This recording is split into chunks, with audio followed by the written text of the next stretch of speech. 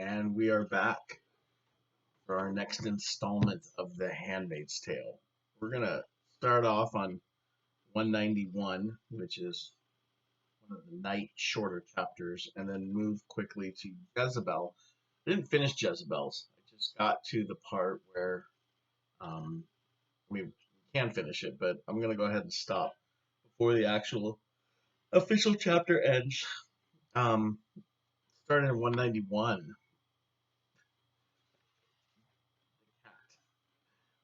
In reflecting on the escape, I think it's very telling that they realize before they escape that they have to kill their cat.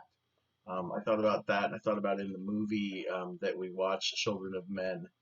Um, I've already forgotten his name, the pull my finger guy. Before he was killed by Luke and the other fishes, he killed his wife and his dog. I don't know why I thought of that, but Luke figures out that he needs to take care of the cat before they leave. And Offred knew he meant kill when he said it to describe the cat instead of her. And that's what you have to do. And she realizes that's what you have to do in order to kill or to treat people in the way that she's being treated. Um, you have to take the pronoun and make it an it. You have to take the her and make her an it. Because really, Offred is an it in this book. She's not a person. In fact, her name should tell us a lot. So make it an it and not a her. We move on to the chapter Jezebel's, my daughter.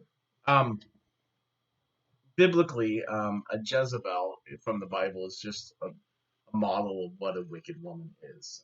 She married, well, whoever she married, she ended up trying to get him to worship nature gods instead of the one true God, and she was actually punished. I don't think she was killed for that, but it's just become a word in our common vernacular to describe a wicked woman.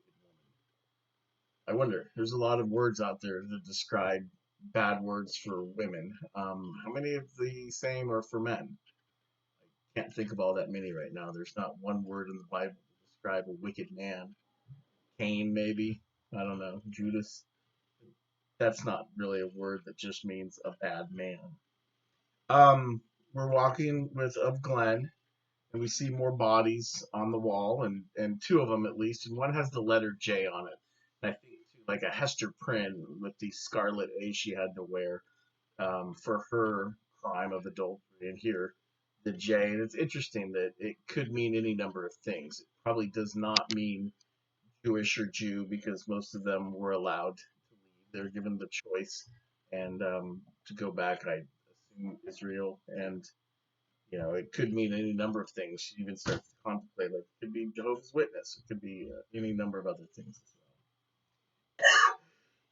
well. Wow. Don't be afraid. I'm not sick. That was just a cough. Um, Mayday. Mayday is the password for the resistance or for the underground. It's interesting. I'm sure some of you picked it up early on in the book, and in fact, the TV series names Offred's original name, but the book never does specifically. On page 4, when she lists the names Alma, Janine, Dolores, Moira, June, we get to know a little bit about all these other names except for the name June. June is most likely our protagonist's name. She's probably in that climactic list, including her name last. And it is interesting that if the password was Mayday, something that Glenn tried to slip at her earlier with like, oh, it's a nice May day, just to see if she was down. What follows May? June. So it seems like her name could be June, and Mayday is the password. And later on in the book, we're going to find out that of Glenn knows of the secret meetings she's having with the commanders. So find out something. Or you want me to find out anything? As they return from the walk, Serena Joy sits her down and is really kind of nothing yet. Time's running out, woman. We need you to have a baby. And it seems like Serena Joy understands that it could be the man. It most likely is the man and not the woman, as she suggests, hey, I've got another alternative. We've got this hunky chauffeur over here, and you could maybe hook up with him. And in fact, she offers to give her something. She literally gives her a cigarette and allows her a match, and she offers a picture of her daughter. And that's pretty telling that June or Offred's daughter is alive, and there's a photograph, and Serena Joy could perhaps track her down. And I think at the end of that section, she even says, "This is why they don't give us knives." But that's later when she actually gets to see the picture. So this match is weird, though. Like, what is she gonna do with the match? I don't know. So she has a match. In fact, they were like, "Oh, I'm not gonna give you a match. I'm not gonna burn your curtains down or burn the house down." She promises she's not going to. But maybe there's hope. Maybe there's gonna be some use of that match. We go back to these conversations that she's been having. She's a lot more familiar with the commander now. He drinks in front of her, gets a little looser, and he starts talking about this society that he helped create. And I'm going to read from 210 where he's talking about um, the problem wasn't only with the women, he says. The main problem was with the men. There was nothing for them anymore. Nothing, I say? But there was nothing for them to do, he said. They could make money, I say, a little nastily. Right now, I'm not afraid of him. It's hard to be afraid of a man who's sitting watching you put on hand lotion. This lack of fear is dangerous. It's not enough. It's too abstract. I mean, there was nothing for them to do with women. What do you mean? I say, what about all the porny corners? Well, I guess porny corners would be corners where they set up little porn shops. It was all over the place. They even had it motorized. Not talking about sex, he says. That was part of it. The sex was too easy. Anyone could buy it. There was nothing to work for, nothing to fight for. We have the stars from the time. We have the stats from the time. You know what they were complaining about the most? Inability to feel. Men were turning off sex, even. They were turning off of marriage. So I I think that's important. And later on, I would continue it, but you can read on your own to the end where he asks, like, so is it better now? Um, Gilead tried to make some changes and ensure, I'm sure that there's no deadbeat dads in Gilead, or we've talked about earlier how women definitely are safer. But this is kind of ridiculous, like blaming the society for men's inability for true emotion. It's unfortunate, and I guess the gist of it is men were getting turned off to marriage because it was just too easy. So should have played harder to get. I don't know. We get some insight though into the commander right there. Okay, it looks like we're going to get together for a prayer vaganza. So we're seeing a lot of examples of two words that are being merged into one. I assume here it's prayer and extravaganza to have a prayer vaganza. And it is interesting that prayer is probably most successful when it's done alone. It's not a group thing to do. You can disagree with me. You might be right. I don't know, but I feel like it's a private thing, and now it's being made a public thing. Before the prayer begins to start, we find out about Janie's baby. Remember the birthmobile chapter, and it turns out Janie gave birth to a shredder, another invented word, but I think we could figure out that the baby did not live. And we do have that moment of some backstory with Janie, where Janie, it seems like in the Red Center, wasn't able to snap out of it, as one could say. It sounds like she was getting lost in her memories. And it took Moira to slap her on the face a number of times to kind of snap her back into reality. And she even tells Offred, like, if this happens to her again and I'm not here, we need to hit her because, if a handmaid cracks, she's not going to get sent to the infirmary and get better. We're not going to go ahead and get a psychiatrist to come talk to her about her feelings. She's going to get killed or get sent to the colonies. So. Okay, the women's prayer vaganza, and I find it interesting that one of the reasons why they have them, other than marriages, is for the conversion of nuns. And I feel like that back to what we were talking about earlier with sex, just how it's so controlled in this society. It's interesting that nuns who take a vow of celibacy are being celebrated to converting, and how the use of sex to control throughout. We have the Marthas who probably aren't getting it, the handmaids who get it ritualistically. We have the wives who probably are not getting it, and it just seems like the men in control are using sex as a form of power. And here, converting nuns to what? To become handmaids so that they can go from celibacy to um, agreed upon rape. Okay. Um, Back to the commander, and the conversation turns out when they're talking about the society of, how did we do, or look what we made, and isn't it better? And Offred really gets into the idea that what they've taken, or what is no longer existing here, is love. Love is what's been taken out of the equation, and an argument for love being something central or necessary for relationships, for a society to exist. Um, okay, we're gonna go to Jezebel. I think a lot of patriarchal societies view women in just two ways. It's the virgin and the whore. And we are gonna go ahead and dress up in old prom dresses and wear cheap makeup and go to an old hotel and find out what we knew probably the whole time, that these old men are a bunch of hypocrites. The commander wants probably thinks this is a romantic evening for Janine, for Offred. In fact, he even talks about, find it real quickly, when they get there, he slips around my wrist a tag, purple like an elastic bag, like the tags for luggage airport luggage. If anyone asks you, just say you're an evening rental.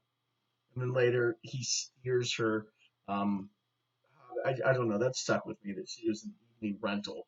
And he really brings her to this club to kind of show off his handmaid to the other commanders, like, oh, look what mine got. And probably even confesses, like, oh, she's kissed me, or I don't know if he'd do that. Um, now that I think about it. At Jezebel's, this nightclub slash prostitution brothel house, we see Moira. Moira is alive and she's working at Jezebel's.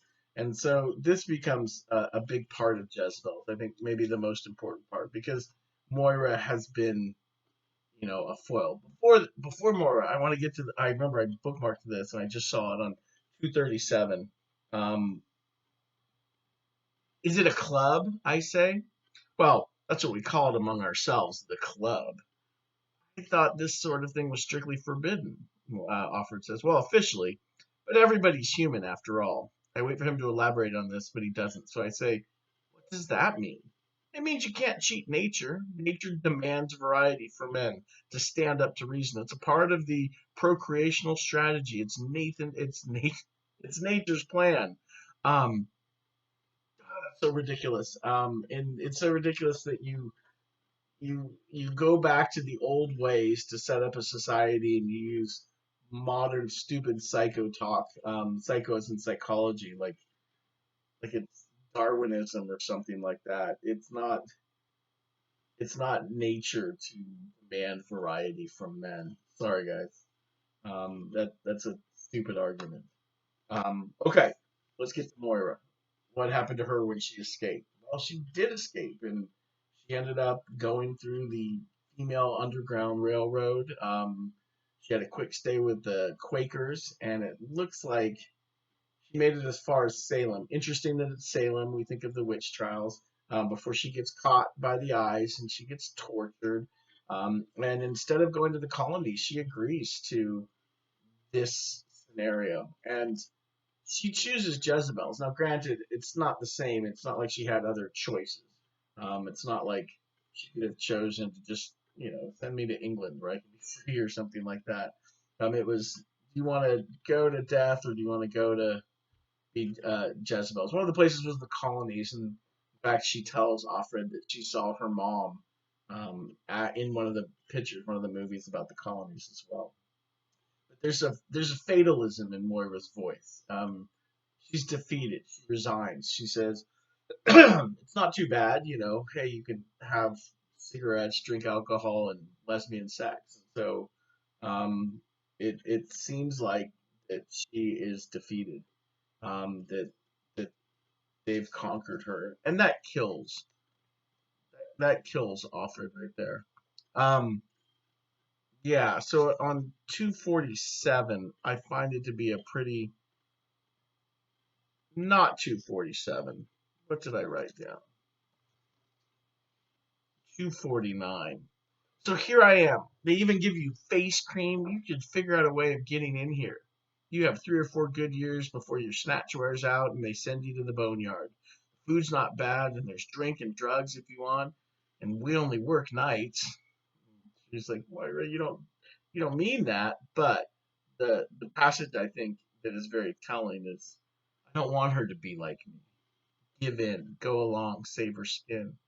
That's what it comes down to. I want gallantry from her. Swashbuckling heroism, single handed combat, something I lack. And to, to take the strong like Moira and just beat her into submission, what hope is there for someone like Offred? She's not strong in the same way that Moira was strong. And in fact, the society has a way to crush people down. And so there is more to the chapter Jezebels, but I'm going to stop just because I don't want to have too long of a video. Thinking about the fact that we're not going to actually have IB tests, I hope you still read the books, but we can mix up our assessments as what we do. One of the suggestions from a student, which I thought was really a good one, was maybe perhaps in the scenario we're in, we take a look at other shorter works, dystopian short stories, and perhaps try that again and write one of our own. I think that would be pretty cool, and we could get really creative right there. I mean, heck, creativity was kind of not a big part of, not a big enough part of this class, just because we were so worried about this exam. And with the exam off the table, we can go back to having a lot of variety.